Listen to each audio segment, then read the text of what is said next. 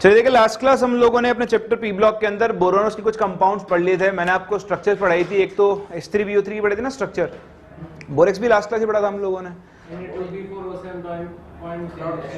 Point नहीं होता, dot 10H2 होता है। Very good. अब उसका एक्चुअल कॉम्पोजिशन बताओ। Very good. और इसके अंदर कितने BOP बॉन्ड होते हैं? 5 बैंक ऑफ बड़ौदा और बैंक ऑफ हैदराबाद 4। उसमें क्या होता है? Bank of. बोरेक्स को हीट करने पर क्या मिलता है?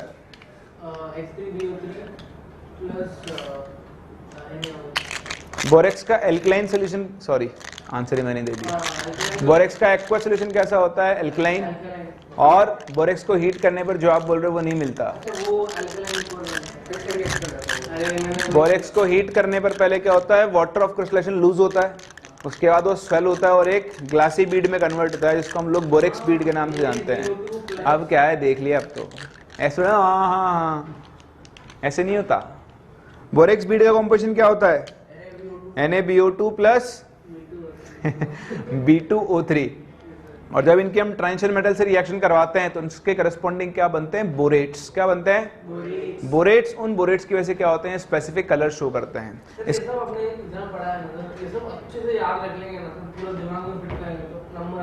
अपने आप फिट नहीं होगा। जैसे आपने क्वेश्चन नहीं किया तो टाइप्स ऑफ रिएक्शन आपके दिमाग में फिट नहीं हो सकता, कितना पढ़ लो आप उसको। जब तक आप क्वेश्चंस नहीं करोगे फिट होगा ही नहीं। कुछ चीजें आप क्वेश्चंस के थ्रू ही सीखते हो, ठीक है। चलिए, उसके बाद मैंने आपको बोरिक एसिड पढ़ाया था, H3BO3। ये एक लुईस एसिड है, पानी में डिसॉल्व करते हैं तो एक H+ देता है, लेकिन अपना H+ नहीं देता है। किससे H+ रिलीज करवाता है? वाटर से।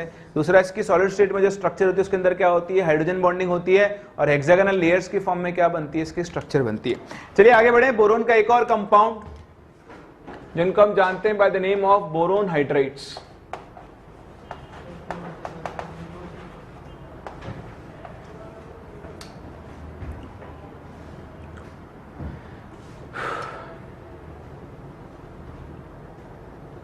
देखें यहाँ पर सबसे इंपॉर्टेंट कंपाउंड है, दैट इज डाइबोरेन, जिससे हम लोग मिलने वाले हैं, नोन एज B2H6। हाँ, तो इसी के बारे में हमको सबसे पहले डिस्कशन करना है। तो आप पहले सबसे पहले इसकी स्ट्रक्चर डिस्कस कर लेते हैं, जो हम लोग केमिकल बॉन्डिंग के अंदर भी देख चुके हैं। B2H6 की स्ट्रक्चर में क्या होता है भाई? बेसिकली ये 2 BH3 यूनिट से मिलकर बनता है। तो बोरोन, हाइड्रोजन, हाइड्रोजन, हाइड्रोजन, एक और बोरोन, हाइड्रोजन, हाइड्रोजन और हाइड्रोजन। अब यहाँ पर बोरोन कौन से स्टेट में होता है? sp2 हाइब्रिडाइज स्टेट में होता है।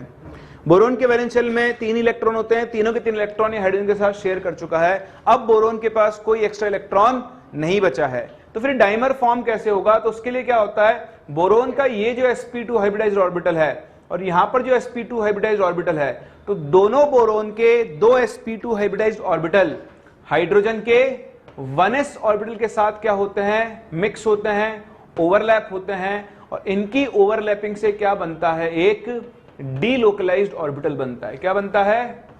डीलोकलाइज्ड ऑर्बिटल, जो दोनों बोरोन और हाइड्रोजन के बीच में घूमता रहता है। मतलब इधर एक ऑर्बिटल बन जाएगा, इधर एक ऑर्बिटल बन जाएगा, और उस तरह से एक नया स्पेसिफिक टाइप ऑफ बॉन्ड बनता है, जिसे हम लोग क्या बोलते हैं? ब्रिज बॉन्ड, या फिर हम इसे बनाना बॉन्ड के नाम से भी जानते हैं। किसके नाम से जानते हैं? तो ये चीज मैं आपको पहले बता चुका हूं। ये आपसे पूछ सकता है कि जो ब्रिज बॉन्ड का ऑर्बिटल है वो कौन सा है? तो ये एक डीलोकलाइज्ड ऑर्बिटल होता है। कौन सा होता है? जो इधर इधर घूमते रहेंगे उसको हम क्या बोलेंगे? Delocalised orbital. तो यहां पे आप लिख लेना साथ में वापस से कि delocalised orbital is formed by the overlapping of sp2 hybridized orbitals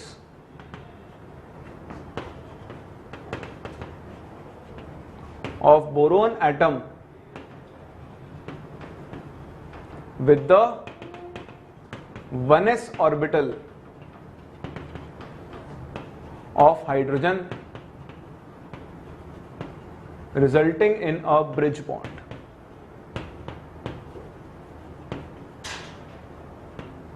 तो यहां से आपके पास एक स्पेसिफिक टाइप ऑफ बॉन्ड बनता है। बाकी चीजें हम बहुत डिटेल में पढ़ चुके हैं इसके बारे में, पर एक बार वापस रिपीट करते हैं, एक तरह का रिवीजन चल रहा है।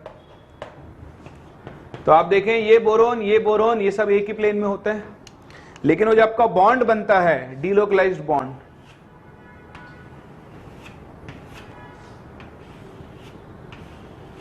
इसमें आप देखेंगे एक हाइड्रोजन प्लेन के ऊपर होता है और एक हाइड्रोजन कहां पर होता है, प्लेन के नीचे होता है। इस बॉन्ड को हम लोग कौन सा बॉन्ड बोलते हैं, ब्रिज बॉन्ड। कौन सा बॉन्ड बोलते हैं, ब्रिज बॉन्ड। और ये आप अच्छे से जानते हो कि जो ब्रिज बॉन्ड की लेंथ है वो आपके टर्मिनल बॉन्ड से क्या होती है, ज्यादा। तो ब्रिज बॉन्ड है, बताओ ये कौन से बॉन्ड कहलाते हैं, ये आपके कहलाते हैं टर्मिनल बॉन्ड।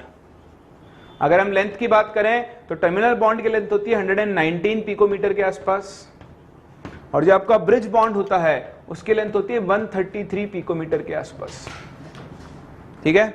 उसके अलावा बताओ इन दोनों में से कौन सा बॉन्ड स्ट्रांग होता है, तो ब्रिज बॉन्ड क्या होता है, ज्यादा स्ट्रांग होता है। क्यों, more stronger as the electron pair या the bonded electron pair, the bonded electron pair is under the influence of 3 nuclei, that is BHB। दूसरा, इस बॉन्ड के अंदर 2 इलेक्ट्रॉन होते हैं और साथ में क्या होते हैं, इसके 3 सेंटर होते हैं, इसलिए इस बॉन्ड को हम कौन सा बॉन्ड बोलते हैं, 3 सेंटर 2 इलेक्ट्रॉन बॉन्ड बोलते हैं। सही बात है ना। यहां देखो ये बोरोन के पास तो खाली ऑर्बिटल था, इस बोरोन और हाइड्रोजन के अंदर 2 इलेक्ट्रॉन थे, सिमिलरली यहां 2 इलेक्ट्रॉन थे। तो बॉन्ड जो बन रहा है इन तीनों के बीच में, उसमें इलेक्ट्रॉन तो 2 ही हैं, लेकिन उसके सेंटर कितने हैं, 3, इसलिए इसको कौन सा बॉन्ड बोलते हैं, 3 सेंटर 2 इलेक्ट्रॉन बॉन्ड बोलते हैं। और ये आपको दिख रहा है यहाँ पर maximum number of atoms in a plane कितने होंगे, 6 होंगे। दोनों हाइड्रोजन और दोनों बोरोन एक प्लेन में होंगे, ये हाइड्रोजन और ये हाइड्रोजन क्या होंगे, आउट ऑफ द प्लेन होंगे। तो अगर maximum number of atoms in a plane पूछता है तो आएंगे 6 और मिनिमम 4, क्योंकि अगर आप इसके परपेंडिकुलर प्लेन लोगे, ये बोरोन हाइड्रोजन ये सब क्या होते हैं, एक ही प्लेन के अंदर होते हैं। समझ में आ रही है आपको बात। तो ये डाइबोरेन की स्ट्रक्चर है जो आपको अच्छे से आनी चाहिए। इसमें से आपसे कुछ भी पूछ सकता है, जिसे हम पहले भी पढ़ चुके हैं और एक बार दोबारा पढ़ रहे हैं। कॉपी करो, फिर बात करते हैं इसकी प्रिपरेशन। चलिए फिर देखिए, अगर हम बोरोन हाइड्राइड्स देखें तो इसकी 2 सीरीज चलती है। एक होता है BnH4+n और एक होता है BnH6+n। ये बस आपके जानने के लिए, इस वाली कैटेगरी को, इस वाली क्लास को हम जानते हैं बाय द नेम ऑफ निडोबोरेन्स, और ये वाली जो कैटेगरी इनको हम बोलते हैं आर्केनोबोरेन्स। ये याद नहीं रखना है, बस देखें, सुने और जाने दें। तो बोरोन के बहुत सारे हाइड्राइड्स होते हैं, एन के लिए जैसे 2 हो गई, 3 हो गई, 4 हो गई, फॉर्मूला चेंज होता जाएगा। तो आपका B2H6 है वो इस कैटेगरी में आता है, एन के लिए 2 रखो, B2H6। यहां आएगा तो B2H8 बनेगा। तो उनको हम बोलते हैं आर्केनोबोरेन्स और इनको हम लोग क्या बोलते हैं, निडोबोरेन्स। तो ये 2 कैटेगरीज होती है, बस देखें और जाने दें। अभी हम लोग बेसिकली B2H6 की बात कर रहे हैं। तो चलो देखते हैं इसका प्रिपरेशन। तो इसके प्रिपरेशन के बहुत सारे तरीके हैं। हाँ, पहला तरीका जो है बाय रिडक्शन ऑफ BF3, ठीक है। तो अगर आप BF3 का LiAlAH4 के साथ रिडक्शन करवाओगे तो ये बनाता है B2H6, ठीक। साथ में आपके पास LiF प्लस AlF3 बन जाएगा, वो आप बैलेंस कर लेना इसको। तो ये आप देख लो, बस बनेगा 4 BF3, 3 LiAlH4, 12, 2 B2H6 plus 3 LiF plus 3 AlF3। तो ये आपकी बैलेंस रिएक्शन हो गई। कह रहे हैं रिएक्शन बैलेंस पे ज़्यादा वो नहीं लेना लोड, ठीक है। तो ये जो होता है ना, ये इसका लेबोरेटरी मेथड होता है। लेबोरेटरी में BF3 के रिडक्शन से हम लोग क्या करते हैं, इसको फॉर्म कर सकते हैं। मैकेनिज्म नहीं है किसका, इसका वही लुईस एसिड बेस रिएक्शन होगी। LiAlH4 से हाइड्रोजन आएगा, जो हाइड्राइड डोनर होता है ना, तो H- पे अटैक करेगा, फिर F जाता जाएगा और ये रिप्लेस करता जाएगा इसको। मैकेनिज्म में करना क्या आपने को, दूसरा देखो लेबोरेटरी मेथड में एक और होता है, by reduction of etherate complex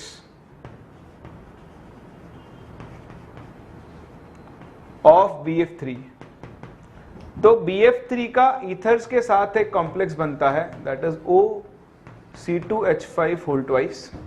इसका जब आप रिडक्शन करवाते हो तो फिर से आपको क्या मिलता है, B2H6 मिलता है। तो ये एक स्पेसिफिक मेथड है जिसमें आप BF3 का ईथर के साथ एक कॉम्प्लेक्स बनाते हो, उसके रिडक्शन करवाते हो, उससे भी आपको क्या मिलता है, B2H6। और एक होता है इसका इंडस्ट्रियल मेथड। इंडस्ट्रियल मेथड और लेबोरेटरी मेथड आपको देखने में एक जैसा लगेगा, लेकिन थोड़ा सा डिफरेंस है। इसमें हम क्या करते हैं, रिडक्शन करवाते हैं of BF3 with sodium hydride NaH। तो यहां पे फिर से आप BF3 लोगे, उसकी रिएक्शन आप NaH के साथ करवाते हो, सो 2BF3 प्लस 6 NaH, उससे आपको क्या मिलता है, B2H6 प्लस 6 NaF। तो मेनली बोरोन के जो हैलाइड्स हैं उनके रिडक्शन से आपको क्या मिलते हैं, बोरोन हाइड्राइड्स मिलते हैं। ठीक है, फिर इसकी कुछ प्रॉपर्टीज हैं जिनके ऊपर आप ध्यान दें, आपको ध्यान रखनी चाहिए, काम में आती हैं। तो देखिए पहली जो इसकी सबसे इंपॉर्टेंट प्रॉपर्टी है, हम देख रहे हैं कि ये बर्न होती है, गैस की फॉर्म में मिलता है आपको। ठीक है, तो आप ध्यान रखना कि इट स्पॉन्टेनियसली कैचेस फायर।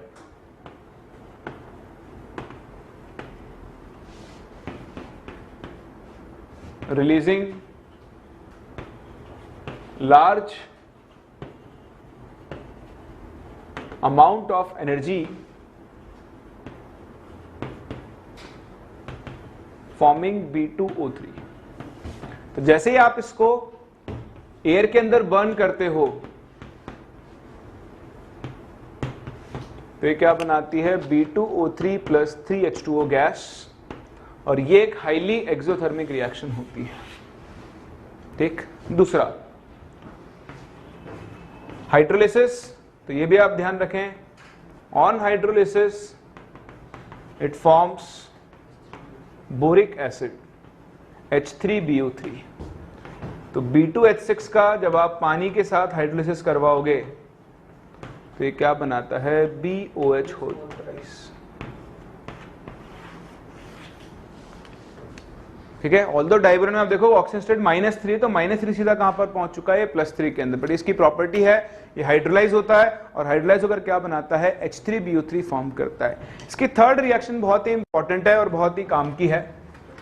तो आप देखें,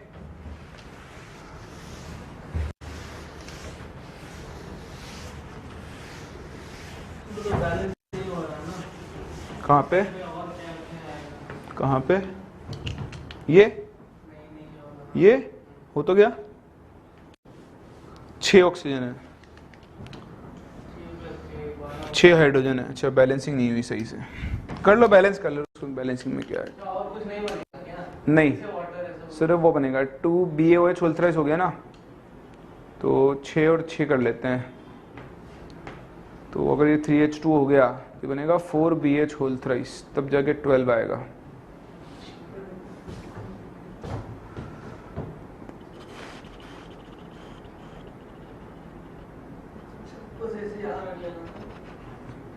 क्या, हाँ ये तो प्रॉपर्टीज हैं, तो आपको ध्यान रखनी ही पड़ेगी, इसका कोई कुछ नहीं कर सकता। हाँ, हाइड्राइड तो सारे रिड्यूसिंग एजेंट, जितने भी मेटालिक हाइड्राइड्स है ना, वो सब रिड्यूसिंग एजेंट की तरह ही काम करेंगे। बन गया 2B2H6, एक सेकंड, 4 3 12, क्या, हाँ NaBH4 से बनेगा। इसका रिडक्शन NaBH4 से करवाओ तब भी बनेगा। हाँ, कोई भी स्ट्रॉन्ग रिड्यूसिंग एजेंट होना चाहिए बस।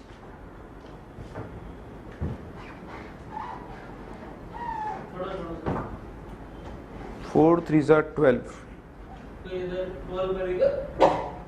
12 हाइड्रोजन तो पहले हो गया, ऑक्सीजन 12 आने के लिए 12H2 होना चाहिए। एक बार देखना, बैलेंस करना है इसको।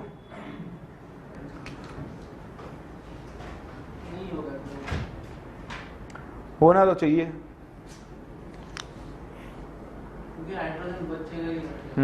तो H2 रिलीज होगी साथ में इसमें, प्लस H2 रिलीज करो इसमें, फिर बैलेंस करो, तो ये हो गया 2BOH होल थ्राइस, ये बन जाएगा 3H2O 12। ठीक है ना, बैलेंस है 18, 6 3 जा 6, नहीं ऑक्सीजन तो सेम है, अच्छा ऑक्सीजन ज़्यादा हो गया, इसको 6H2O कर दो, अब हो गया बैलेंस B2H6 प्लस 6H2O। ठीक है ना, चलिए देखें आप अगली प्रॉपर्टी, ये बहुत इंपॉर्टेंट है, ये आप जरूर ध्यान रखना, रिएक्शन विद NH3।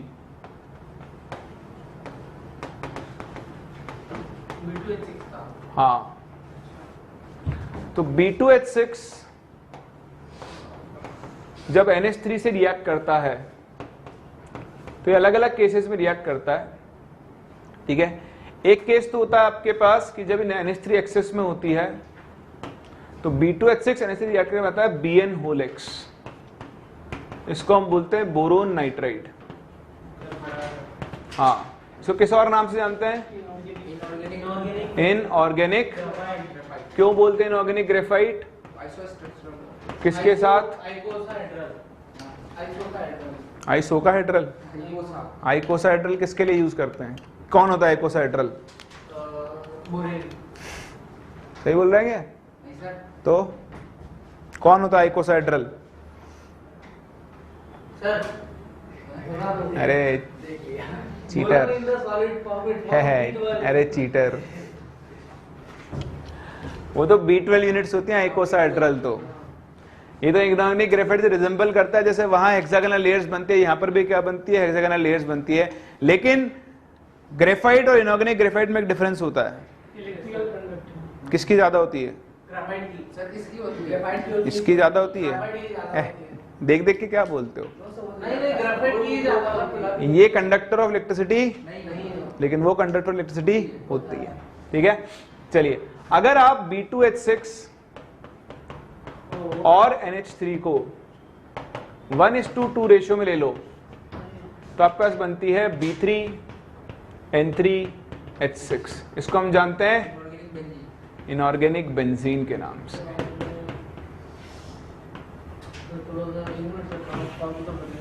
सही है। अच्छा, कुछ बोराजोन भी पढ़ा था हमने।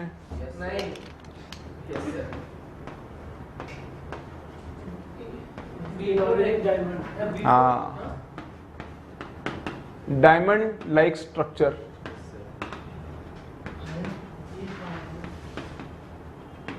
ऑफ BN, उसको हम लोग क्या बोलते हैं? बोराजोन। कल वाले में पढ़ा था, उससे पहले वाले में पढ़ा था। ठीक है, और इनऑर्गेनिक बेंजीन जो इसको हम बोराजीन के नाम से भी जानते हैं। किसके नाम से जानते हैं? बोराजीन के नाम से। तो छोटे छोटे नाम है, आपको ध्यान होने चाहिए, और ये इसकी सबसे इंपॉर्टेंट रिएक्शन है जो आपको पता होनी चाहिए। चलिए कॉपी करें इसको। हो गया?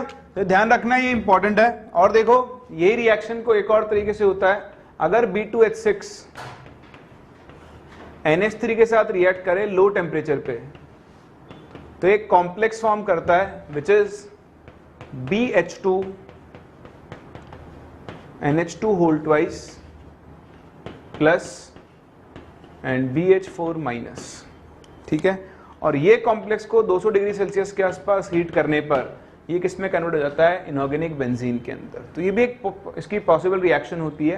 तो यहाँ पर NH3 के साथ ये कैटायनिक और एनायनिक दोनों पार्ट बनाता है, तो BH4 माइनस बनता है। यहाँ पर एक पार्ट H माइनस लेता है और दूसरे पार्ट में हाइड्रोजन डोनेशन होता है NH3 के थ्रू। तो ये इसकी रिएक्शन है, बट सबसे इंपॉर्टेंट यही है B3N3H6। फिर देखो B3N3 से H6 की कुछ प्रॉपर्टीज।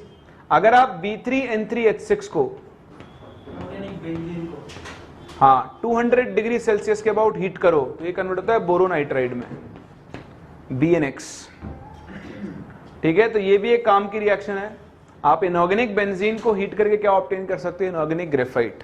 और दूसरा, अगर इसका हम हाइड्रोलिसिस करवाएं तो आपको एक तो मिलती है NH3 प्लस आपको मिलता है H3BO3 और प्लस मिलती है हाइड्रोजन गैस। तो ये इसके कुछ प्रोडक्ट्स हैं जिसके हाइड्रोलिसिस से आपको मिल सकते हैं। और बस यही है आपकी बोरोन फैमिली। बोरोन फैमिली में एल्यूमिनियम भी होता है पढ़ने के लिए तो, बट एल्यूमिनियम के कंपाउंड्स में सच कोई बहुत इंपॉर्टेंट चीजें नहीं है। फर्दर बोरोन के कुछ यूजेस आपको पता होने चाहिए जो मैं आपको पढ़ा चुका हूं, ठीक है, तो वो आप चाहो तो एक बार साथ में ऐड कर लो यहीं पे कहीं पे। Uses of boron and aluminium, जो इंपॉर्टेंट यूजेस हैं। देखो boron is used in making Pyrex glass. याद है बोरेक्स के साथ मैंने ग्लास बनाया था, बोरेक्स ग्लास। बोरेक्स को आप हीट करते हो ना, तो उसके थ्रू क्या बनता है, ग्लास बनता है, उसको हम बोरेक्स ग्लास या फिर पायरेक्स ग्लास के नाम से जानते हैं। उसके अलावा ये कॉटन वूल बनाने के काम में भी आता है, या इसे आप एक्चुअली क्या बोरेक्स वूल बोलते हैं उसको। तो ये क्या हीट रेजिस्टेंस होती है, तो जैसे कहीं पर भी आपको वॉल्स के अंदर हीट आने से रोकनी है तो वहां पर उसको भरते हैं, तो वो बोरेक्स वूल होती है, उसके अंदर काम में आता है। उसके अलावा अगर आपके पास H3BO3 जो है, इसका एक्वस सोल्यूशन एक माइल्ड एंटीसेप्टिक की तरह काम करता है, ठीक है। एल्यूमिनियम का मेन यूज इंडस्ट्रीज में होता है वायर्स बनाने के लिए, ये शायद आप फिजिक्स में पढ़ चुके हो। इसकी जो कंडक्टिविटी होती है ना, इज ट्वाइस ऑफ कॉपर होती है,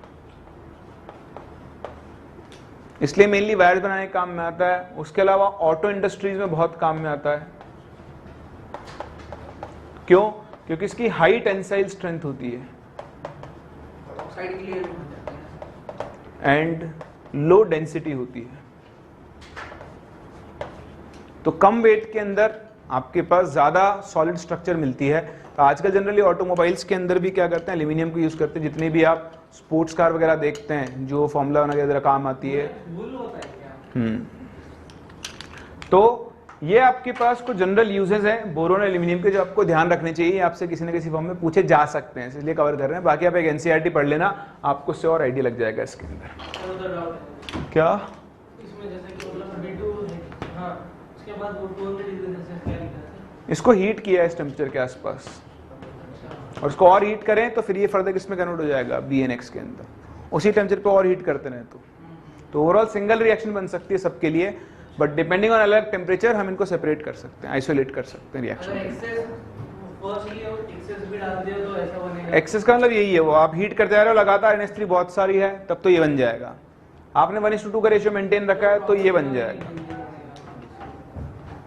ठीक है। चलिए इसके बाद चलते हैं अपनी अगली फैमिली के ऊपर, जिसका नाम, हाँ, ये अपनी बोरोन फैमिली खत्म है यहाँ पे। अब हम मूव कर रहे हैं अपनी अगली फैमिली के ऊपर, जिसका नाम है कार्बन फैमिली। तो देखिए कार्बन फैमिली में अपने को कुछ चीजें पढ़नी है काम की। अगेन कई रिएक्शंस रिपीट होंगी और हम बताएंगे। हाँ, तो देखिए कार्बन, सिलिकॉन, जर्मेनियम, टिन और लेड, ये आपके मेंबर्स हैं इस फैमिली के। तो ऐसे नहीं लिखते उनको, चलो ऐसे लिख लेते, क्या फर्क पड़ रहा है। Silicon, silicon is the second most abundant element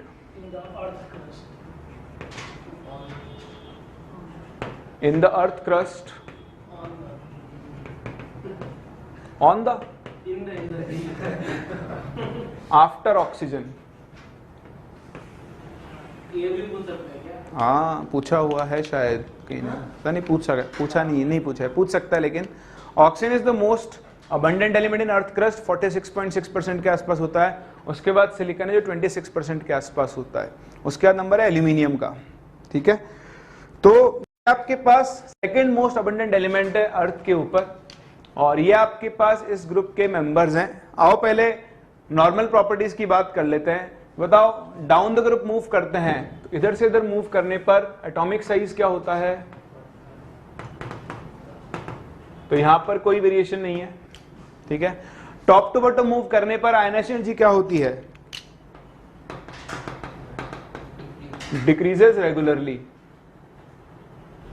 बस आयनाइजेशन एनर्जी ऑफ पीबी जो है it is slightly greater than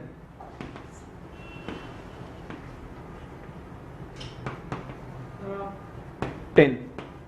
तो पीबी की आयनाइजेशन जो है वो टेन से थोड़ी सी ज्यादा होती है। अगर मैं आयनाइजेशन की बात करूं, इसकी आयनाइजेशन जो होती है 715 किलो जूल पर मोल और इसकी होती है 708। इतना सा डिफरेंस होता है, बहुत ज्यादा डिफरेंस नहीं होता है। रीजन बता सकता है कोई आयनाइजेशन डिफरेंस का?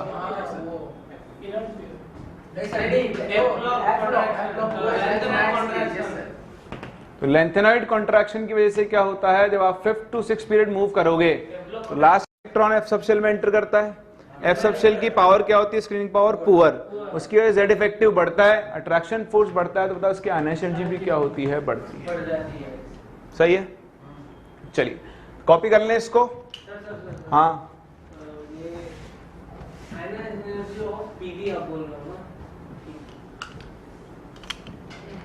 थोड़ा सा टाइम सर, हम इधर लिख रहे हैं, आपने चालू कर दिया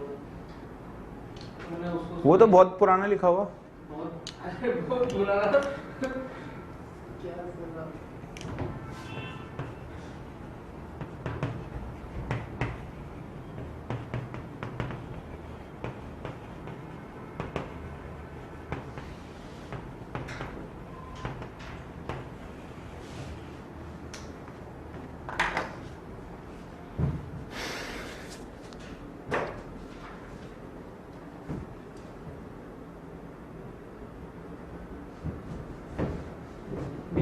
रेगुलरली, लेकिन कोई इरेगुलर वाला भी बता दिया मतलब। हाँ वैसे कार्बन से 10 तक रेगुलर डिक्रीज ही हो रहा है।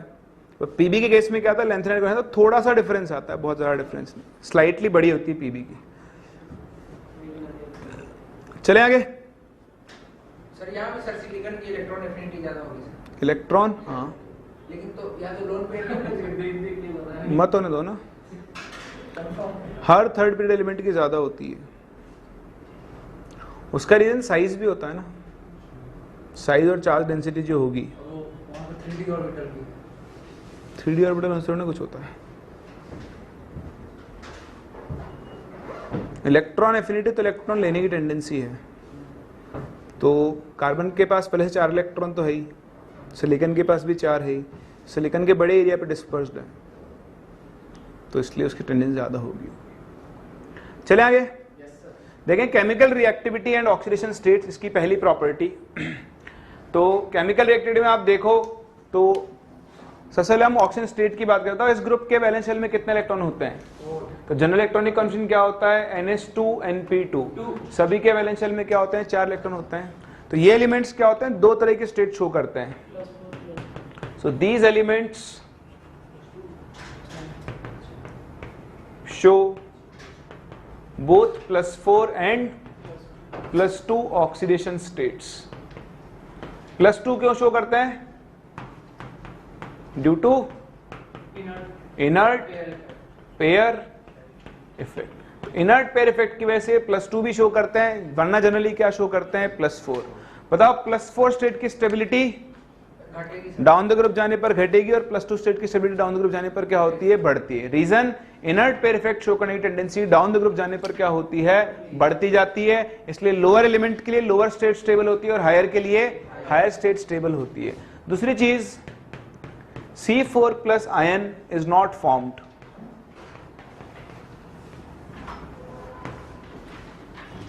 तो Si+4 बनता है, Ge+4 बनता है, Sn+4 बनता है, इवन Pb+4 भी बनता है। ऑल्दो वो थर्मली वो अनस्टेबल होता है, लेकिन C+4 आयन बनता ही नहीं है। क्यों नहीं बनता है, क्योंकि सिंपल वर्ड्स में बोलूं तो high ionisation energy of carbon. Carbon अपने ग्रुप में सबसे छोटा एलिमेंट है, उसकी आयनाइजेशन एनर्जी क्या होती है, बहुत हाई। लेकिन इसका एक्चुअल रीजन आप ऐसे नहीं बोलोगे, इसका एक्चुअल रीजन ऐसे बोला जाता है, due to high value of IE1 plus IE2 plus IE3 plus IE4। तो कार्बन की जो 4 आयनाइजेशन एनर्जीज हैं उनकी वैल्यू बहुत ज्यादा हाई हो जाएगी।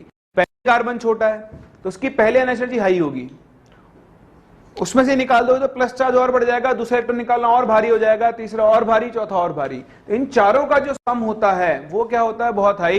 इसलिए कार्बन +4 कभी भी स्टेट फॉर्म नहीं करता। वो कार्बन का एक्वस सोल्यूशन के अंदर +4 आयन नहीं मिलेगा, जबकि आपको पानी के अंदर Sn+4 मिल जाएगा, Pb+4 मिलेगा, Pb+2 मिलेगा, Ge मिलेगा, लेकिन आपको C4+ आयन नहीं मिलता है। समझ पा रहे मेरी बात को? तो आप ध्यान रखना। उसके अलावा बाकी सभी फॉर्म करते हैं, बट आप भी ध्यान रखें कि Pb की +4 form is relatively less stable and has oxidizing character.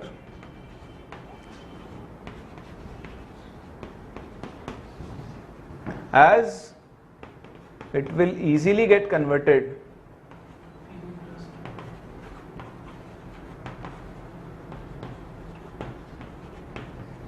to Pb+2। इसलिए आप बोल सकते हो Pb के जो +4 वाले कंपाउंड्स होते हैं, जैसे Pb के +4 वाले हैलाइड्स हैं, वो उसके +2 वाले हैलाइड से क्या होते हैं, कम स्टेबल होते हैं। तो ये इनके जनरल ऑक्सीडेशन स्टेट्स हैं। कार्बन के केस में अगर आप देखो, कार्बन ना तो 4 इलेक्ट्रॉन गेन कर सकता है और ना ही 4 इलेक्ट्रॉन लूज कर सकता है। तो गेन करने के लिए इसको क्या बनाना पड़ेगा, C4-।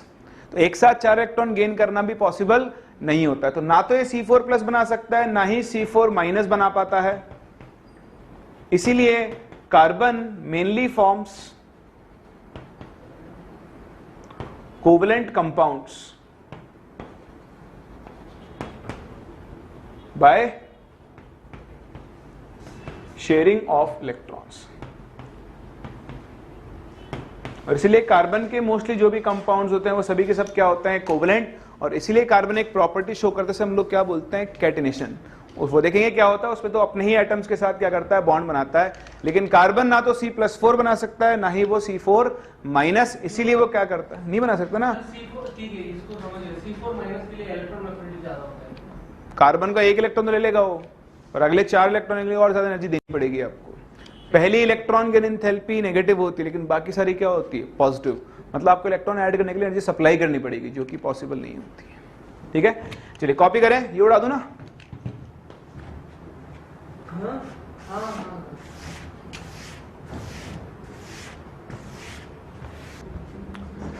चलिए देखो, एक और कुछ चीजें याद कराऊं मैं आपको, क्योंकि हम आगे पढ़ेंगे।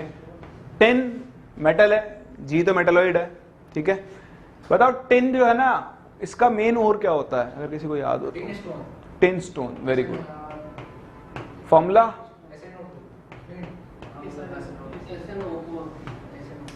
कुछ भी, इसका एक और नाम होता है,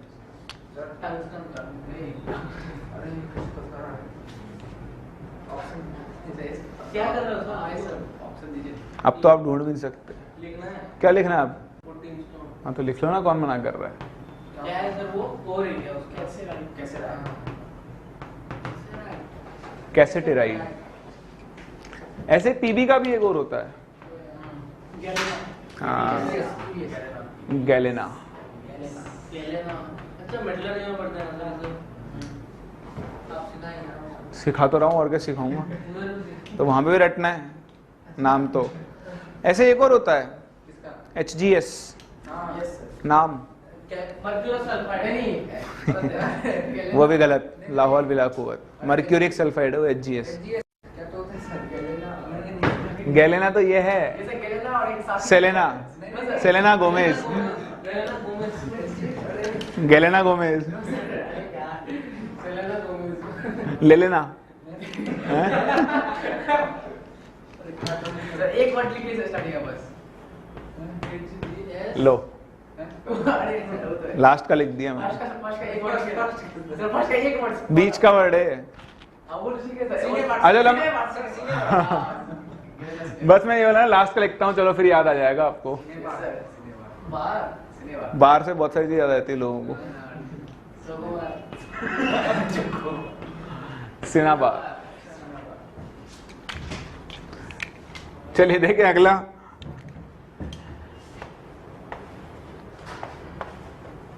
देखिए लिखे reactivity with air.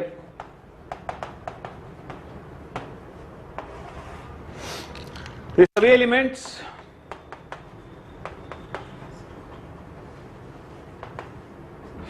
react with oxygen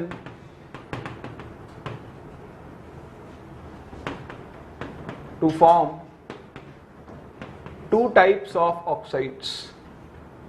तो ये सब रटने से नहीं, देखते चलो, ढूंढ समझते चलो। आप जानते हो कार्बन को जब आप ऑक्सीजन में बर्न करते हो 2 तरह के ऑक्साइड मिलते हैं, कौन कौन से? Carbon monoxide and carbon dioxide. तो 2 तरह के ऑक्साइड्स बनाते हैं, एक मोनोऑक्साइड्स जिनका फॉर्मूला होता है MO टाइप, और दूसरे कौन से होते हैं? डाइऑक्साइड, जो कि MO2 टाइप होते हैं। सही है?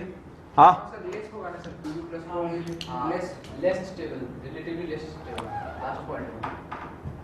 हाँ, रिलेटिवली लेस स्टेबल। करेक्शन कर लें भाई, सही है। चलिए अब देखिए इसमें कुछ इंपॉर्टेंट इंफॉर्मेशन।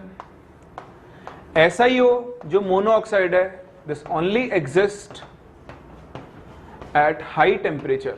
स्टेबल का मतलब सर, मतलब कि कैसे पता करें सर, मतलब कौन सा इनर्ट पेयर इफेक्ट पढ़ाया तो है।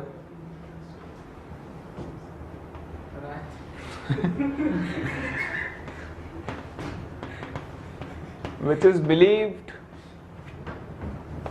to be formed by reduction of, यार इनर्ट पेयर इफेक्ट तो अच्छे से पढ़ाया है, अब आप दिमाग ही नहीं लगाते तो हम क्या करें? आप तो ये सोच के बैठ लोगे रटना है बस। अरे सर आप ऐसा सोच रहे हो सर, हमें कभी ऐसा नहीं सोचेंगे, नहीं रखना है ऐसा है। याद रखना इस आदमी के शब्द। चलिए उसके बाद देखें नेचर। तो आपके पास जो +4 वाले ऑक्साइड्स हैं, जैसे आप देखो CO2, SiO2, GO2, ये सब के सब कैसे होते हैं? इवन GeO, ये सभी के सभी कैसे हैं? एसिडिक। CO, ये एक न्यूट्रल ऑक्साइड है। और भी कोई न्यूट्रल ऑक्साइड का नाम जानते हो?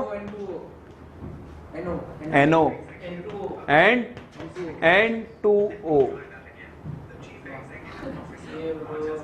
ये कहीं पे भी C बोल दो, सिलिकॉन बोल दो, इसको सीरीज सुनाया जाता है अपने आप, ये जाग जाता है।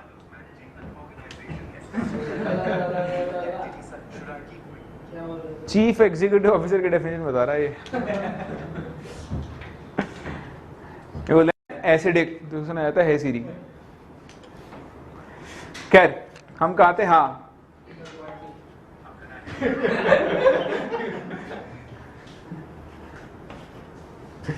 तो देखें टिन एंड Pb के सारे ऑक्साइड्स क्या होते हैं? Are amphoteric in nature.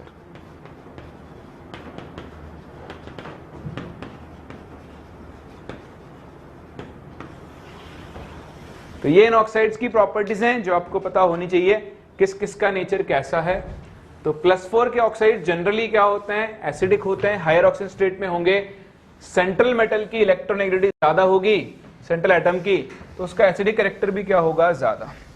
बाकी के जो ऑक्साइड्स हैं वो नेचर में कैसे होते हैं? एम्फोटेरिक होते हैं।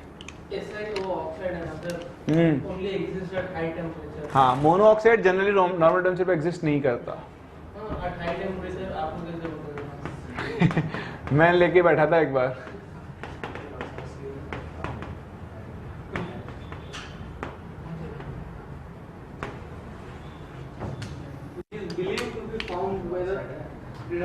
DNA की फुल फॉर्म क्या होती है? Deoxyribonucleic acid. और RNA की? Ribonucleic acid. आपको कैसे पता चला? आपको कैसे पता चला? सर ये अलग सी चीज है सर, वो अलग सी आपको चीज क्या है। उसका शॉर्ट फॉर्म पीएस क्यों बोलते हैं, प्रोटीन नहीं बोलते, ऐसा बोला क्यों? हाँ तो बस वही तो बात है। तो सर वो सब चीजें नॉर्मल सी है सर, ये क्या है सर? अरे ये अलग सा है। तो अलग सा क्या है? तो ये भी ऑब्जर्व चीजें ना, सब रिएक्शन हुई है, उनके बाद लिखा गया चीजों को।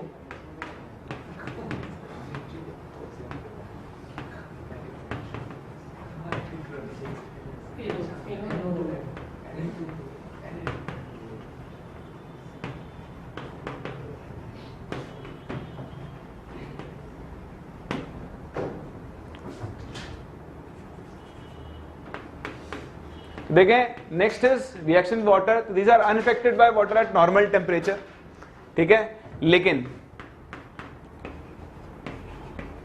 On reaction with steam,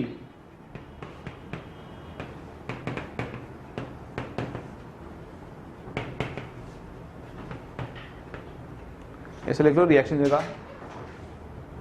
आगे लिख लो ऑक्साइड्स गिविंग हाइड्रोजन गैस। तो देखें बहुत इंपॉर्टेंट रिएक्शन, ये अब आपको कुछ याद दिलाएगी। On passing steam over red hot carbon या कोक, बताओ क्या प्रोड्यूस करता है? चलो मैं रिएक्शन लिखता हूं, रिएक्शन तो आप भी लिख दोगे। कार्बन सॉलिड के ऊपर H2O गैस पास करो स्टीम। हाँ, अरे वाह साईं, सिंगास, क्या नाम है इसका? Syngas, syngas. Water gas, water syngas, water gas. एक और प्रोड्यूसर गैस होता था, CO प्लस N2। कौन सी गैस आती है? और प्रोड्यूसर गैस, प्रोड्यूसर कार। तीन बार। और कौन सी गैस सिखाई थी मैंने आपको? Coal gas, coal gas. CH4 plus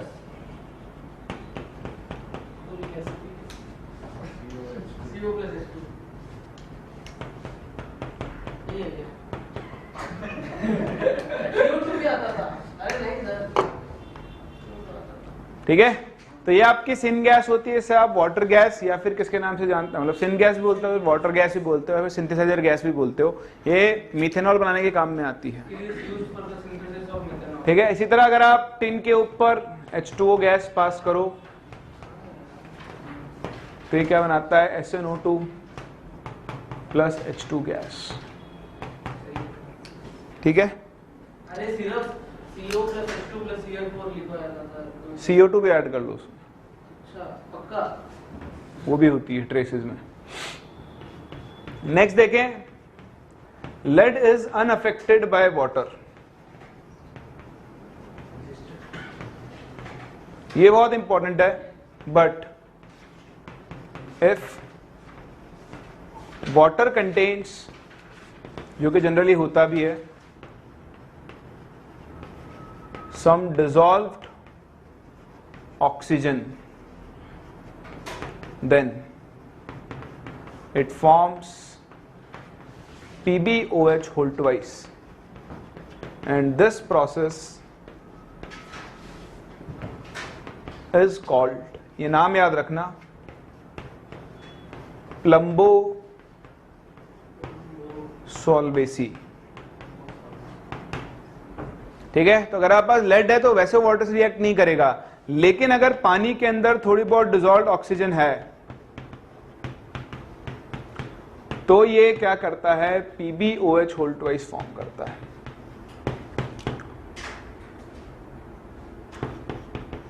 तो इसको आप बैलेंस कर लेना रिएक्शन को, मैं हमारा लगेगा 2 Pb solid 2 PbOH whole twice 2H2O 4। ठीक है, बस अब लिखना आपको। तो ये इस तरह से डिसॉल्व होता है। तो नॉर्मल वाटर से रिएक्ट नहीं करेगा, पीबी रिएक्ट नहीं करता, लेकिन अगर ऑक्सीजन प्रेजेंट है तो पीबीओएच होल ट्वाइस की फॉर्म में, कंपाउंड की फॉर्म में पानी के अंदर जाता है। उस प्रोसेस को हम लोग क्या बोलते हैं? प्लम्बो सॉल्वेसी बोल देते हैं। और ये आपके पास इसकी कुछ रिएक्शंस होती है। एक और छोटी सी है हैलाइड्स, तो वो भी मैं आपको बता दूं ताकि आप फिर एक साथ लिख लेना सारा। ये लिख लिया आप लोगों ने? नहीं ऊपर वाला लिख लिया, 2 लाइन नहीं लिखा, कोई बात नहीं, तो यहाँ पे लिख लेना, इतना सही है। लिख लिया। Fourth is halides. तो देखें ये 2 टाइप के हैलाइड्स फॉर्म करते हैं, MX4 एंड MX2 टाइप। ठीक है, इसमें ध्यान देना, एक्सेप्ट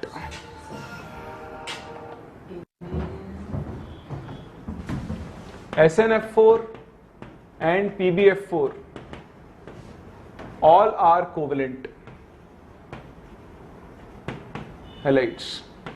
तो इन दोनों को छोड़ दो with sp3 hybridization of central atom। ठीक है, SnF4 और PbF4 आयनिक होते हैं, इसलिए उनके अंदर कोई हाइब्रिडाइजेशन नहीं होती। आपसे पूछ सकता है, ध्यान रखना एनसीईआरटी में दिया हुआ है। SnF4 और PbF4 दोनों आयनिक हैं, तो वो SN4 प्लस और F- की फॉर्म में एग्जिस्ट करेंगे, उनमें कोई हाइब्रिडाइजेशन नहीं होता। लेकिन इनके अलावा जितने भी हैलाइड्स होंगे, PbCl4, SnCl4, CCl4, SaCl4, सबके अंदर कौन सा हाइब्रिडाइजेशन होता है? sp3।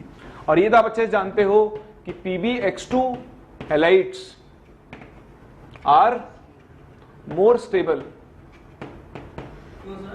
Then PbCl4, PbX4 due to inert pair effect. ठीक है, तो ये कार्बन फैमिली की कुछ कॉमन प्रॉपर्टीज हैं जो सारे कंपाउंड्स की प्रॉपर्टीज होती है, वो हम लोगों ने डिस्कस की। नेक्स्ट क्लास में हम वापस से कार्बन के कंपाउंड से डील करेंगे। तो सबसे पहले मिलेंगे एलोट्रॉप से, कार्बन के एलोट्रॉप्स, टिन के एलोट्रॉप्स जो होते हैं आपके पास, उनसे बात करेंगे। कार्बन के आपके 3 मेन एलोट्रॉप्स होते हैं, ग्रेफाइट, डायमंड, फुलरिन। ठीक है, तो इनकी क्या स्ट्रक्चर होती है, क्या प्रॉपर्टीज इंपॉर्टेंट है, आपको ध्यान रखनी चाहिए, जो आपसे पूछ सकता है, वो कवर करेंगे। उसके बाद टिन के कुछ एलोट्रॉप्स के बारे में बात करेंगे, और टिन के बहुत ज्यादा होते नहीं है, बट स्टिल इनको यूज करेंगे। और फिर हम कार्बन के अलग अलग कंपाउंड्स, हम कार्बन के ऑक्साइड से मिलेंगे, carbon monoxide, carbon dioxide, carbon suboxides, फिर मिलेंगे कार्बाइड्स से। याद है कार्बाइड्स कितने टाइप के होते हैं, कौन कौन से?